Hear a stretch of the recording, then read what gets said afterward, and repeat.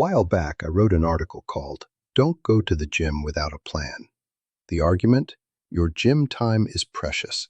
Showing up with a vague idea, it's leg day, is not a plan. A plan has goals, structure, progression, and a reason for every movement. That article still stands. Everything I'm about to say builds on it. Having a plan is the floor. Reading your instruments is the ceiling. A written program tells you what to do on any given day. Your metrics tell you how to do it. After 50, that distinction is not a fine point. It is the difference between a training cycle that compounds over 12 weeks and one that breaks you down somewhere in the middle. This is post 1 of Train Smarter. The goal is not to work harder. It is to work with more intelligence. The plan is non-negotiable. Progressive overload requires structure and consistency, but any program, no matter how well designed, was written in advance. It does not know how you slept last night. It does not know your HRV dropped 15% below baseline this morning. The program is a flight plan. It tells you where you're going and how to get there. But no pilot ignores the weather on departure day. You read the instruments, you adjust, you still fly with the information available in that moment.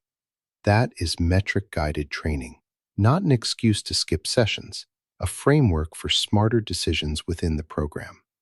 3 metrics govern daily training decisions. Sleep score. Sleep is the recovery. Muscle protein synthesis, growth hormone, nervous system restoration, all peak during deep sleep. A compromised sleep score means yesterday's training is still processing.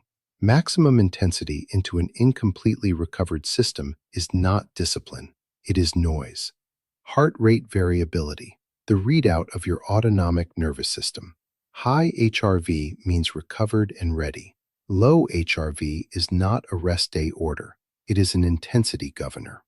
Movements stay, volume stays, load comes down. Resting heart rate, your most sensitive early warning. Meaningfully above baseline without a training explanation signals overtraining accumulation, illness, sleep debt, or dehydration. Elevated RHR alongside low HRV is a combined signal stronger than either reading alone. Green light, all 3 metrics at or above baseline. Train as programmed, full intensity. Yellow light, 1 metric below baseline. Reduce load 15 to 20%. Keep all movements and sets. Focus on form and tempo over maximum load. Not a lesser session, a smarter one. Orange light, 2 metrics below baseline. Drop to 50 to 60% intensity. Consider substituting heavy compound work with lighter accessory movements or zone 2. Red light, all 3 significantly below baseline, or persistent RHR elevation over 2 or more mornings. Unscheduled rest. Adaptation happens in the recovery window after training, not during it. A session your body cannot recover from is damage accumulation, not a training stimulus. Several weeks into the current program, I woke to a resting heart rate 8 beats above my baseline, HRV 22% below average, and a poor sleep score. It was a day 1 push session planned at 75%, 4 sets of 8. I trained, dropped every load 20%, 3 sets instead of 4, slower eccentric, 40 minutes instead of 55.